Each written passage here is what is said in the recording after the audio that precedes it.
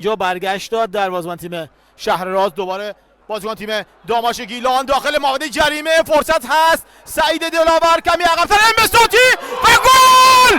گل برای داماش! چه توپی! گل برای داماش گیلان و خوشحالی هواداران.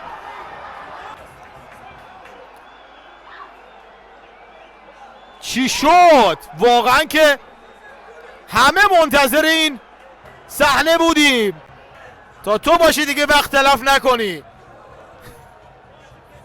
دروازه‌بان تیم شهرراز رو لحظه دیدید گریه و اشک بازیکنان تیم داماش. اینجا سعید دلاور در دست داشت و انبساطی که به گل تبدیلش کرد. چه نتیجه‌ای به دست اومد. این هم علی نظر محمدی. حالا یه آب راحت از گلوش پایین میره علی نظر محمدی و